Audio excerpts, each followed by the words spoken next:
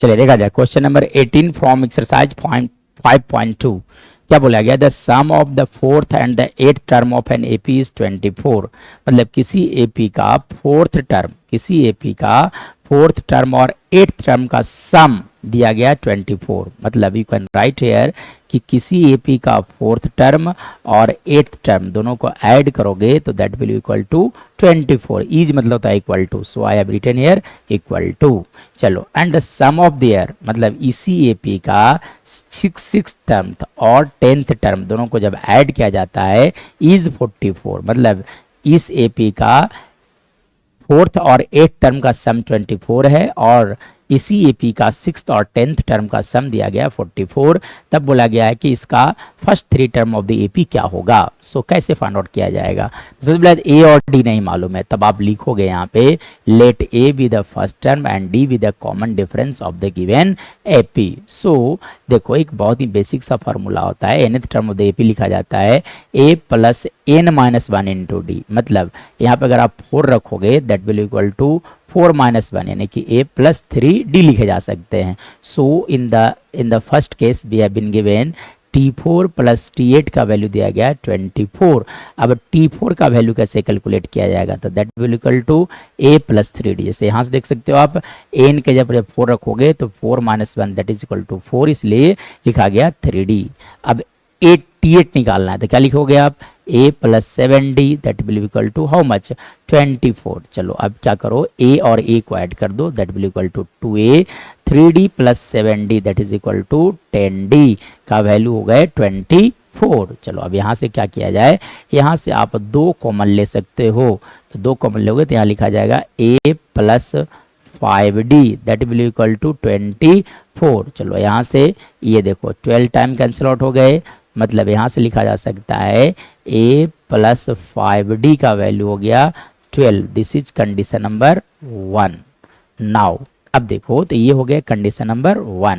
चलिए इसके बाद अगर नेक्स्ट कंडीशन में अगर बात किया जाएगा तो क्या दिया गया है, देखो बोला गया है T6 अब प्लस लिखा गया था T10 का सम दिया गया है 44।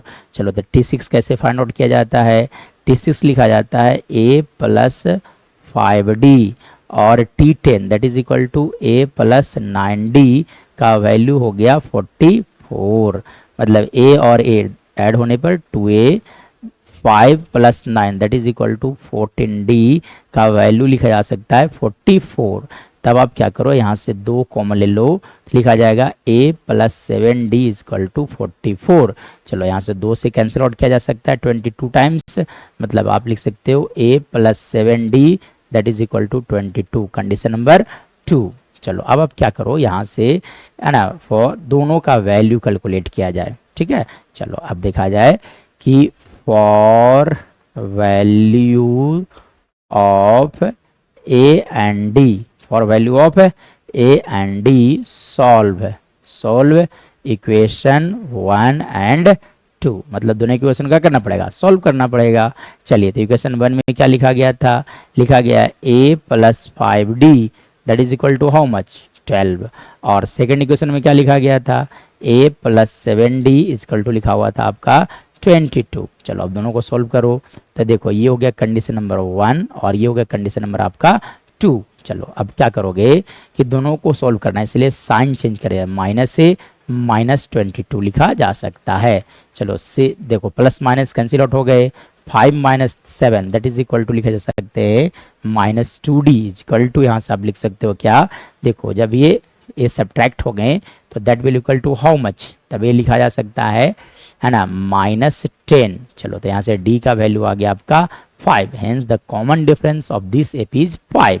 चलो अब for value of a put d is equal to 5 in equation which 1। चलिए तब रख दो, यहाँ पे रखोगे तो क्या लिखा जाएगा a प्लस 5d, d का वैल्यू कितना है 5 दैट इज इक्वल टू 12। मतलब यहाँ से आप लिख सकते हो a plus 25 is equal to 12 which means a का वैल्यू लिखे जाएंगे 12 माइनस 25 और यहाँ से कहा जा सकता है कि ए का वैल्यू हो जाएगा -13। मतलब बोला जा सकता है कि इस एपी का फर्स्ट टर्म हो गया -13, इस एपी का फर्स्ट टर्म लिखा जाएगा -13। तो क्या बोला गया था, इसका 3 टर्म लिखना था। So the first term is -13। देखो अब सेकेंड टर्म कैसे लिखा जाता है, तो सेकेंड टर्म लिखा जाता है फर्स्ट टर्म में कॉमन डिफरेंस को ऐड कर दो।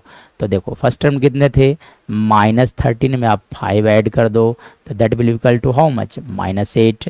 फिर अब आप क्या करोगे, T3 लिखना है। तो T3 कैसे लिखोगे, सेकेंड टर्म में कॉमन डिफरेंस को ऐड कर दो, मतलब -8 + 5 दैट इज इक्वल टू लिखा जा सकते हैं -3, है ना। तो फर्स्ट 3 टर्म लिखना था। So this is our right answer. सिर्फ फर्स्ट 3 टर्म्स लिखने थे, इसलिए हमारा यही आंसर होगा।